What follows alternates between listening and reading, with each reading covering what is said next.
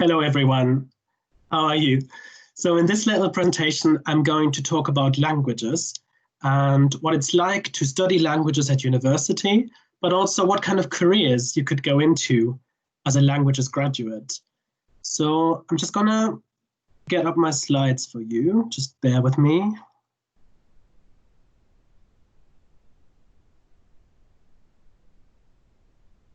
Okay, they're coming.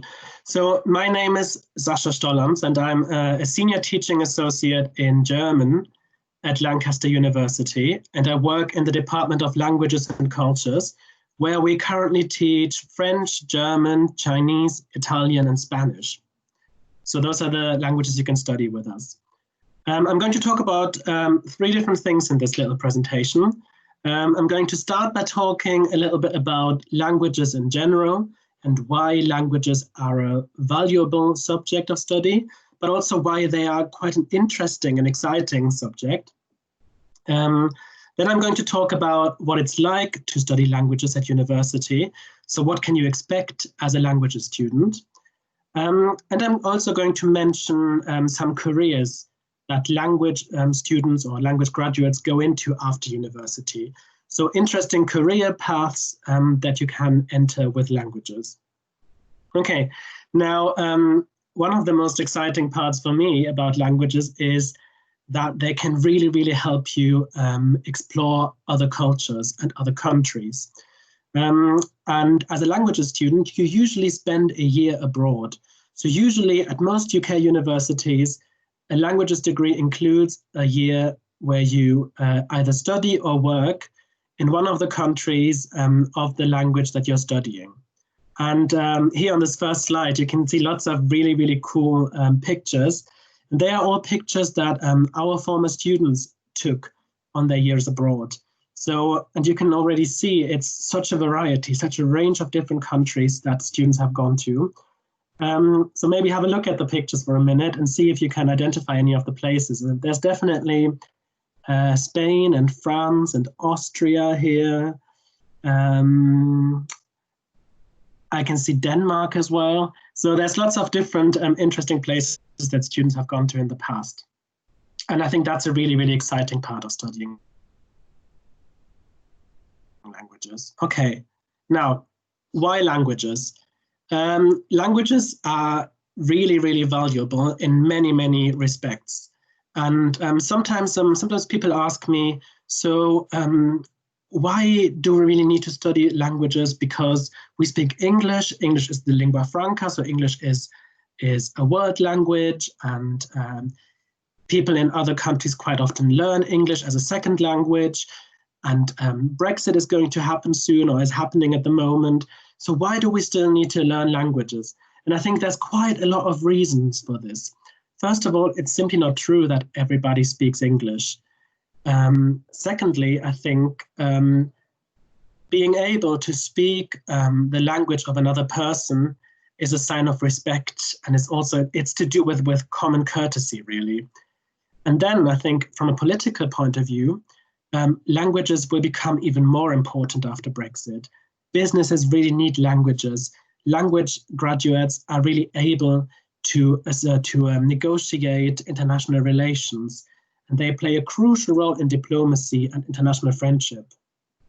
Not least, language graduates have developed a range of skills. So studying a language is not just about studying the language and being able to order a coffee in French, for example, which is fantastic. But there's so much more to it. As a language graduate, you will have developed lots of communication skills, team working skills, interpersonal skills, presentation skills. So all these soft people skills, in inverted commas, that employers really value as well. And language graduates tend to be really good communicators, even in their first language.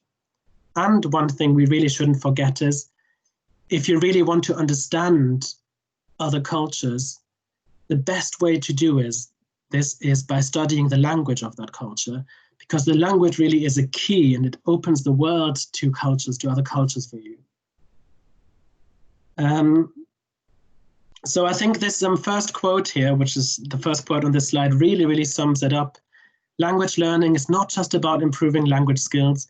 It's about opening up minds to new ideas, meeting people from other cultures. It's an experience that boosts adaptability, self-confidence, and job prospects. And it's also a lot of fun. And that's really something we shouldn't forget. It can be really, really good fun and can be really exciting to study other languages and learn more about other cultures and other countries. So one thing that is really interesting about languages is, as soon as you've learned one language, you will also have learned something about languages in general. So I mentioned these transferable skills before, by which I meant people skills, communication skills, but that also applies to the area of languages. So for example, if you've studied French before, you will find it much easier to access Spanish or Portuguese, for example, or Italian, because those languages are related. Yeah? So you've got 9 different languages here on this slide, and these are little stickers actually on the slide from Roots into Languages, which is a project that supports students, or it used to support students who are interested in languages, and it used to promote the study of languages. And you can see the same sentence here in 9 different languages. Now, if you've never studied a language before, or if you just speak English, for example, I think you will still be able to look at some of these languages and maybe find some similarities, and maybe try to identify some of the words. If you've studied French before or Spanish, there will be 2 languages here that you should be able to, well, that might look familiar to you. That's the one in the middle and the one bottom left. And so maybe have a look at these 9 different languages and see if you can work out what language that is and what are the clues. And you have my email on the first slide. I'll give it to you again at the end. So if you want to, you can email me your answers and I can check them.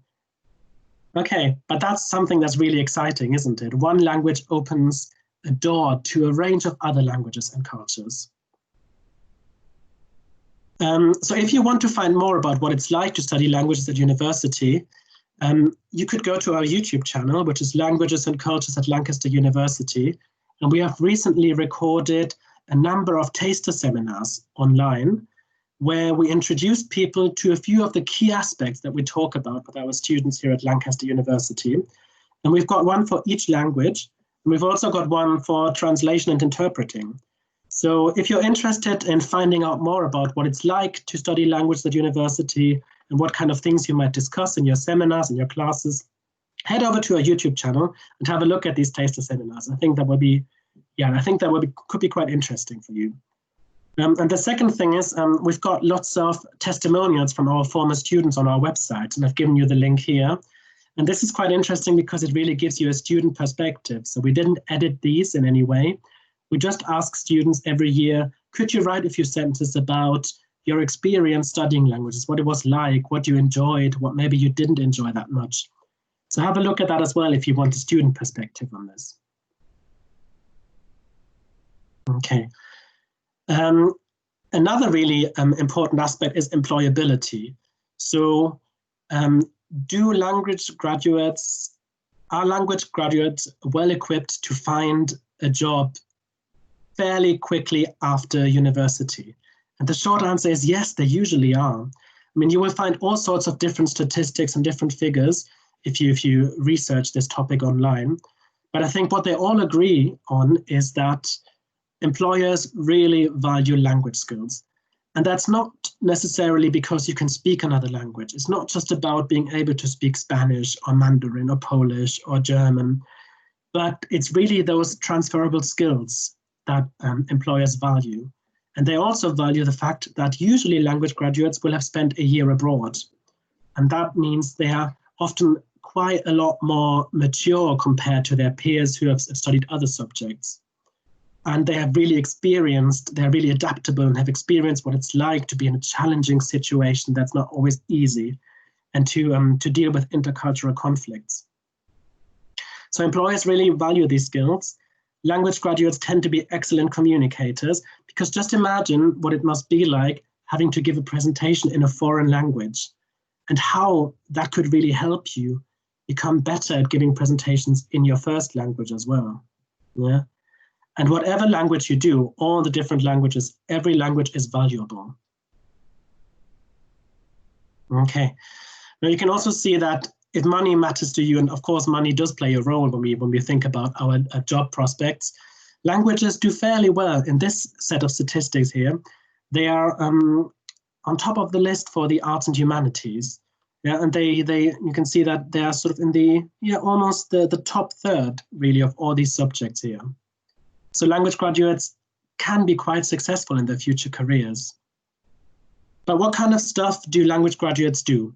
Now, there's obviously the obvious ones, translation, so you become a translator, an interpreter, a language teacher, and these are all really exciting jobs. But our former students do a range of things, and even things you wouldn't think about. For example, we have students who are social media specialists for really big companies. And that's not necessarily because they speak the language, but because they have these communication skills that employers really value. We have people who work in the area of travel, marketing, customer service, so all sorts of areas really. And there's been a recent report by the British Academy, maybe Google it, British Academy Languages, where they have highlighted again how well language graduates do. Okay, now what is it like to study a language at university? So I'm using Lancaster University, my university, as an example here, but everything I'm going to say in the next few minutes can be transferred to other universities as well. So I think the most important thing is if you're thinking about studying a language at university, really research the universities you're considering really well and check if they are offering the degree combination you're interested in, and also look at their curriculum, at the kind of teaching they offer, look at the staff profiles on the website to see if that is the stuff you're interested in, if they offer the areas that you really want to study in depth. Okay, now the very traditional, conventional language degree is that you take a single major language degree or a single honors language degree. That is, for example, you are super interested in Spanish. So you could do a degree entirely in Spanish, so in Spanish studies, with nothing else, with no other subject combined, which is completely possible and a very interesting thing to do. Now at Lancaster University, we have a unique system whereby in the first year, most students at university, there are a few exceptions in medicine, for example, have to pick an additional subject as a minor just in their first year, and that's just to experience something different. And the good thing is, if you really enjoy that additional subject, you can change your degree at the end of your first year without having to repeat the year, because the first year will count there. And that's really cool because we think it's a real strength of our programs, because it's difficult when you're a young person having to decide on a 3 or 4 year degree program right from the start. So this gives you a little bit of flexibility and the opportunity to change your degree program again after your first year. And currently you could take a language with minors from a range of areas such as politics, theater, management, English lit, geography, history, linguistics. That changes every year. It always depends on what kind of minors complement your main degree well in that year. But this is just an example for you, sort of a list for you to see what kind of stuff our students have done in the past as a minor. And then if you're a really passionate linguist and there's several languages that you really love, you could take a joint degree in 2 or 3 languages. So you could, for example, do Spanish and French, or French and German, or Spanish, French, and Chinese. And there you can really mix it. And you can also pick up a language from scratch at Lancaster University. So if you have an A-level in French, for example, but you've also wanted to do German, you can do French and German studies, pick up German from beginner's level, and you will reach the same high linguistic level at the end of your degree.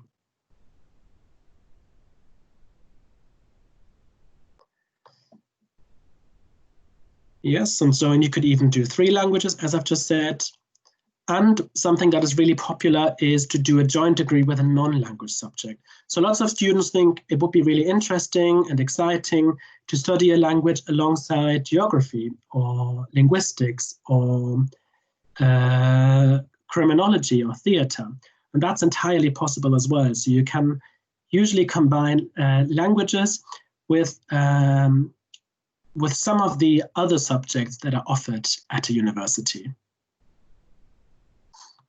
Now, if for some reason you decide that you don't want to do a degree in a language, but you've learned a language before and you think it's interesting and you want to keep it up, do contact the languages department at the university that you're studying at, because there will usually be social events, societies that you could join, or extracurricular classes that you could join to keep your language going.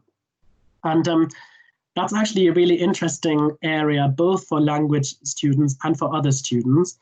And at Lancaster University, for example, we offer quite a range of co-curricular activities, such as lunch clubs, where we meet once a week, students and staff, to have lunch together and have a chat in the language that we're studying.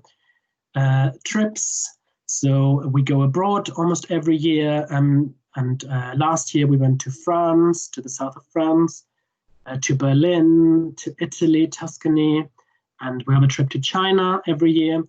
And that is also a really nice way for staff and students to get together and experience the culture of the language that they are studying or researching.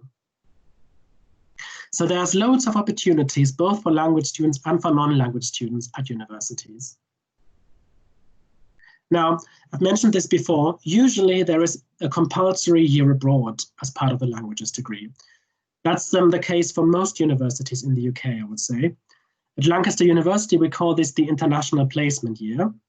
And this is a really great opportunity for you to go abroad for a year, improve your language proficiency, immerse yourself in the culture, and make friends. And it's usually a really exciting year for students. And you usually have three different options. You could decide to study abroad, or to teach as an English language assistant via the British Council, or to complete a work placement abroad. And that could be in any area you're interested in. And the nice thing at Lancaster University, for example, is that you can also do a mix thereof. So you could say, for the first term, I would like to study, but for the second term, I would like to work and gain some work experience. And that's entirely possible. And so we have partners all over the world, really. So if you're studying French, for example, you wouldn't have to go to France, but you could also go to other French-speaking countries. And for Spanish, you could go to Latin America. For Germany, we have partners in Austria, for example. So this is a really, really exciting opportunity. And of course, this sounds a bit daunting, but it usually turns out to be a very successful year. And you will have, at Lancaster University, you have a dedicated international placement year tutor who will be in touch with you throughout your year and help you with any issues that may arise. So looking at universities, it's important to make an informed choice. So there's a few things you need to consider. What kind of university would I like to study at? Do I want this to be in a city or on a campus? Does the institution offer what I would like to study? So is the degree combination that I'm interested in, is that there? What kind of modules, what kind of courses do they offer? And do they have a focus on literature or more practical stuff? Or is it a bit of a mix? And is that what I want? So have a look at the websites of the institutions that you would like to, that you're considering studying at, and do get in touch with them. We are always more than happy to receive emails from interested students at schools in the UK who would like to find out more about our degree programs. And we'd be happy to speak to you on the phone, to invite you to come have a look at our campus. Obviously, it's not possible at the moment, but once that is possible again, that would be, we'd be more than happy to accommodate you. And if you possibly can, go to open days. So open days are really a fantastic opportunity for you to experience different universities, to meet some of the staff and the current students, and really find out more about the degree programs. Currently, lots of open days will be happening online, and that's maybe that might even make it easier for you to experience an open day. Now, Lancaster University is a campus university. So we are not in the city of Lancaster, but we are a few miles south of the city of Lancaster, on a beautiful campus, which is like a really big park. And it really creates a very nice community feeling to live on a campus, because lots of our students live on the campus as well. And there's lots of shops there, there's hairdressers, there's a GP, there's everything you need really. And that's really, really interesting.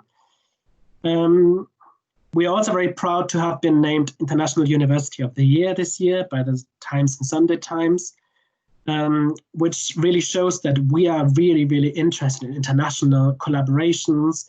Our research and our teaching has an international and global and transnational outlook. So we're really interested in that kind of aspect of study. We've got open days coming up in June and July. Our next one is on the 27th of June. And the June and July open days will be online open days. So if you're interested in these, I've given you the link here where you can sign up. And then we've got further open days in September and October, which may be online or actual physical open days, depending on the circumstances by then.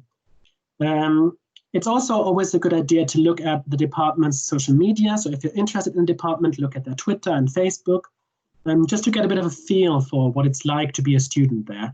And you've got all the links for our department here.